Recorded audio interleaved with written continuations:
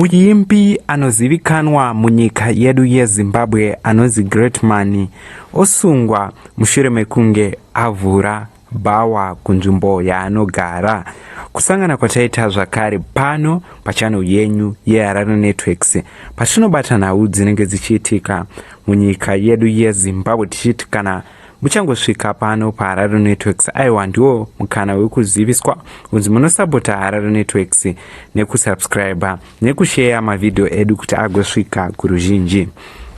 Zuva ranhasi tiri kuzivisa about nhau yeZimbabwe musician Greatman, uyo anozivikanwa nezita rekubereka rekuti Tongai Gwaze, anova ari muimbi anozivikanwa mumanzi, anorarama zvakare neurema, anova oziviswa kunze asungwa neMapurisa mushure mekunge Greatman uyu zviri kutsanangurwa kunzi kunzvimbo yaanogara.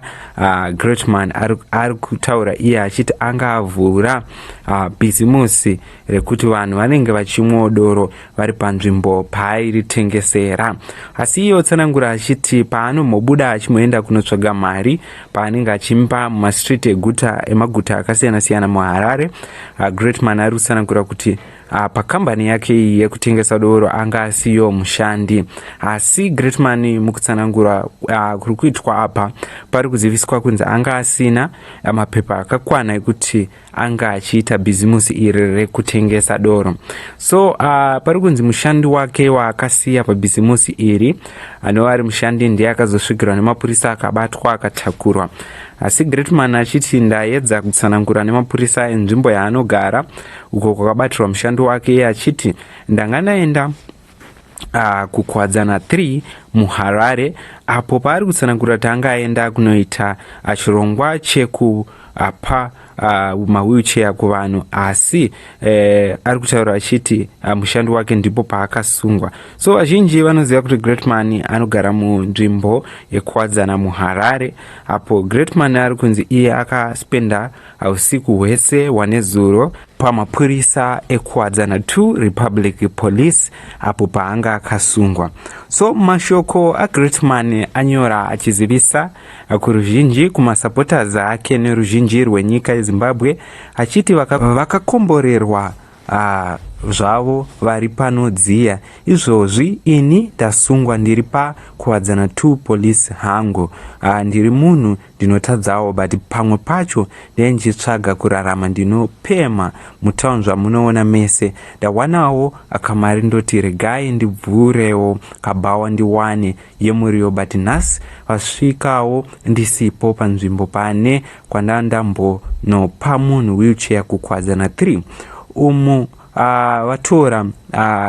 Vatora mutengesi wacho nedoro racho rese, hapana kana ari kumbonzwisisawo. Apa ndanzwa nechando handichatoziva kuti ndoitawo sei. Chingandipewo raramo muZimbabwe, mwoyo wangu watsemuka. Why me? Ndoraramawo sei munyika medu muno? Ndo mashoko aGreatman kana kuti Tongai Gwaze. So Greatman veruzhinji vatanga kunyoro vachizivisa pamusoro pechitiko ichi vachiti no Greatman, find another things chinoita kuti urarame. Vamwe vakati to operate a business you need to be fully compliant, especially the line of business you have a voucher. Inoda license rakasimba. License is needed before coming here crying. Check your self first. Do have all the necessary documents. Vanhu vakati Mwari vari kuona havo, don't worry my brother, one day is one day, sorry hako. Vamwe vakati unfortunately no one is above the law, through this only applies to us ordinary citizens. So as long as you are nobody, make sure you stay away from illegal hustles. Ndo mashoko ari kuzwa Greatman. So ndo nhau yasangana na Greatman yatakabata pano, tichiti munoti chii nezvinhu zvasangana na Greatman uyo anova asungwa.